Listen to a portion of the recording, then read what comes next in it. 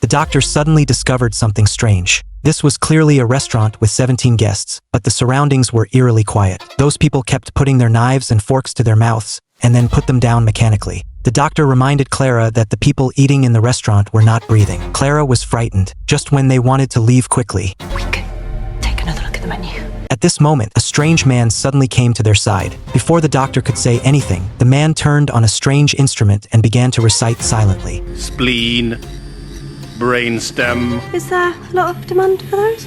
I don't think that's what's on the menu. Then the doctor found that the man's face seemed to be a little bit wrong. He suddenly tore it apart, and under the man's face was a mechanical face. At this moment, the doctor and Clara were suddenly trapped. The seat began to drop continuously, and there seemed to be more robots below. According to the doctor's observation, this should be a spaceship, and these robots seemed to be dormant. Suddenly, the doctor noticed the robot in the middle, and it seemed that he was the leader here. The doctor suddenly found that the two palms of this person were obviously different. He seemed to be collecting human flesh and then slowly transforming himself into a human. However, the flesh would always decay, so he needed to constantly collect flesh and renew himself. At this moment, the robot suddenly moved, and the doctor and Clara were immediately startled. The doctor said that he seemed to be waking up and maybe they should leave, but just as he was leaving, the doctor seemed to remember something. He seemed to have seen this situation before, but because of the regeneration just now, his memory is still very confused. At the same time, the robot was slowly waking up. Clara hurriedly pushed the doctor away. Just as Clara was about to leave, the door suddenly fell. There's no point in them catching us both.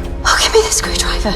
I might need it. Just as Clara was in disbelief, the doctor who had never abandoned her actually ran away. Clara suddenly felt at a loss, but soon she heard footsteps. It was the robot. Clara quickly posed like the other robots to disguise herself. At the same time, she remembered what the doctor said.